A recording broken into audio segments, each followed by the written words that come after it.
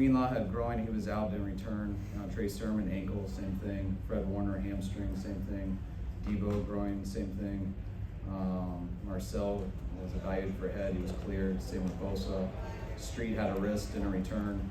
And that's it. Go ahead.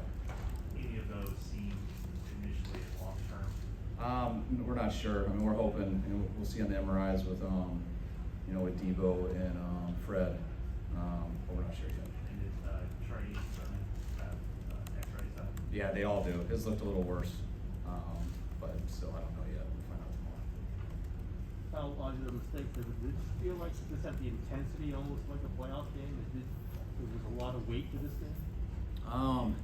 Yeah, it's, I don't know if it's the weight because of, the playoff implications and records or things like that. I think it's the weight because of where the two teams are both out of the year. We didn't play, we feel as good a ball as we should have early in the year, and I think Minnesota, me speaking for them, I think they felt the same. And I think both of us have been playing real good ball these last couple of weeks, and we had some ground to make up, and that's why we believed it would be like a playoff game because of how the two teams are playing inspired and got everything on the line. That's why it's a good football game for people to watch.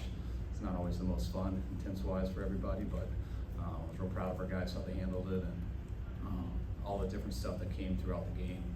Right when it seemed we were good, we weren't, and guys just kept coming. What not on that injury report was Elijah Mitchell, but how did he do today, and how's his finger? It looked like it did all right. I threw him balls in warm-ups, and he didn't have an issue with it. You guys could see how he ran. He was a stud today. Just how physical he played, and it didn't seem like there was any concerns. Are you aware that you were one shy of 3 straight games for 40 rushes? I wasn't. Our goal was to get more yards rushing today, which we did, which makes you not get as many run calls, so we'll blame it on that. Was that determination on Mitchell made today? You played catch with him, or did you work evening? No, we asked him before. We asked if he was good. He gave us a lot of confidence, especially here in these last couple of days. The goal was more yards than the other team, or was it more yards than you've been getting running the ball? No, I knew that we were going to have to, going against that offense and stuff. It wasn't going to be just about controlling the clock and things like that. We were going to have to get some yards to score some points, and that's why some of the runs that we had, some of the big runs. Usually it's tough to get that many called when you have it like that, but guys made some big plays. The D got those 2 turnovers in the second half, which were huge, and we were able to pull it out. Beyond Elijah's strength or quickness, how much is his vision? I mean, it seems like he cuts back and just sees space very well, especially for rookies. Yeah, I'd say that's his number 1 attribute. I mean, he's good in the other areas, especially you mentioned, but he seems to hit the right spot almost every time. Deebo was obviously emotional on the sideline. He's in the midst of such a special season. Did you talk to him at all? I mean, what do you say to him now that he's dealing with this injury? I think he was just disappointed. We have no idea what it's going to be like. I don't think it's as bad as you worry. We're hoping it's a low strain, and he feels that it might be. He felt it, which that's what happened to Deebo in the first play of the game versus Washington last year. It's what happened to him in the fourth quarter versus New England. You can tell when he feels something, he stops right away. That's why I knew right away on the first step of that something was there. But by the time that he got the sidelines, I feel like he saved a real bad injury, and we'll have to find out tomorrow. How do you feel Jimmy Garoppolo played in this game? I thought he started off not great. It took him a little bit to get into it.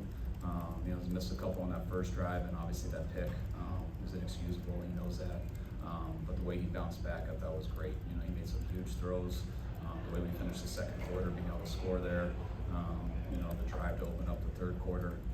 That throw to Juice there at 2nd and 10. That was a huge play in the game. Getting a Trent Sherfield on 3rd down there to start that drive was unbelievable. Getting to that spot, and then unbelievable play by Trent too. But Jimmy played good enough for us to win. It was unbelievable getting that spot because he wasn't the intended target. No, that's not where it started. Hammer showed you talking to Jimmy after the interception. You said you don't miss to like to do that. You like to do on the headset.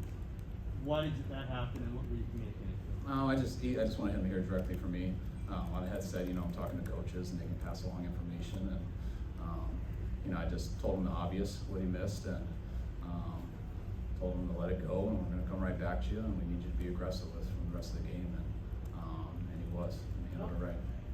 Sorry. Obviously, the throw didn't look great, you know, we can all see that, but. when Which you one? say, Jimmy's interception. You say inexcusable, you rarely, you know, are that harsh with your quarterback critiques. Why was that so egregious? I mean, I just wanted to use a bigger word there. A little amped up, so, I mean, he knows it was, you know, he saw it, and, you know, it wasn't a good play call, no one was there, he'd take the sack or he'd hit the check down, and, he knew that, and I knew it because I could see it wasn't a good play call as soon as I called it, so that's kind of what I meant, like, it's not like it had a chance, so that's, we've got to count anyone who doesn't have a chance, we don't need those heroics right away, and, he understood pretty well. On the deep ball that Deebo down the right sideline there toward the end of the game, you were running down the sideline there. It looked like you were trying to. What was going on there? I was just alerting the ref that we were about to double move that guy and that he was going to PI him. Just give him a heads up. Is this team finally starting to hit its stride with last month of the season coming up now? What's that? Is this team starting to finally hit its stride after losing 4 in a row, and now you have 1 month left, and the guys are back? Yeah, I mean, I think we've definitely played our best football these last 3 games, and just in all 3 phases. You know, I thought this one was a huge one because it was a little different than the last 2. You know, because it came down to the wire, and things went good for both sides at certain times in the game, and then the momentum flipped a number of times. You know, I thought we had the momentum big time at the beginning of the game. That's why I was a little disappointed with a couple of missed plays on offense and the pick, because I felt like we lost it right there. And at the end of the second quarter, I thought we gained it right back. And we were able to score on the opening drive of the third quarter, and then the defense getting that turnover and getting us down there right away. And all the guys that went out in the second half. It was really cool the adversity our guys kind of overcame, and you know, right when you feel like you have momentum, the kick return, which kind of flipped it back, and right when we went on that long drive, we thought we had it, then we missed the field goal, and R&T didn't hesitate. You know, they went out there and stepped it up, and I was just really proud of everyone on the team and everyone involved in this building. I saw that sequence at the end of the first half, and then you get the ball back and score again. Yeah. But when you take over in the second quarter with whatever it was, 8:20 left, you know, there's always, the way you guys work the clock there around midfield, always, I'm sure, leaves some anxiety with the fan base. I can tell. Did that work out exactly like you drew it up and wanted it to be? Yes, that, I mean, doesn't always go right, but that went exactly how we wanted it to go. You know, it's 3rd and 11, and you know, they're really good 3rd down defense. We're in field goal range. They have 3 timeouts. We had 1, I believe. Yeah, we had 1. And we wanted to make sure we didn't give it back to Kirk and that offense with 3 timeouts. So when it was 3rd and 11, we take the clock down long enough to where if we do get the first, we still feel we have a chance to score. But we're going to make sure if we don't get the first, they don't have a chance to score. So that was the goal on that. But then Jimmy made a hell of a throw to Ayuk, which got us down there. And then I think we scored in Jawan. I think it was the next play. So that worked out perfect. And again, the ball in the 3rd quarter is, well, Wayne trying to lap someone. Was that like cat and mouse, because you got to put the line of scrimmage quickly on 3rd and 9. You do not want them to call a timeout. No, that's because it was it was right before the 2-minute warning, so I knew I wasn't going to call a play, so we ran to the line. After The first one where we went up there and we did a couple of motions and didn't snap it, we were trying to get it to get them off sides because we knew we weren't going to snap one. Then there was another one. Well, it was, what was it? It was a 3rd and 9. You guys go to the line of scrimmage. They didn't call a timeout. And you finally call a timeout. That one we did because we weren't in the right spots. Okay. Yeah. The time before it, we went up there, faked it because we knew we had the 2-minute warning. We just tried to draw them off sides. Then we rehuddled, went out. We didn't have the right kind, the right spots, so we called a timeout. Then the next one, we meant to run it down. Without Greenlaw, even today, at times without Fred Warner, how important is Aziz been for you this year? Aziz has been huge. Just the plays he's made. You know, Greenlaw, you know, losing him after week 1, after the first half, you know, Aziz had to come in and play like a starter, and he's done that before in the past. But he's definitely done it this year, and I think he's been one of our better players.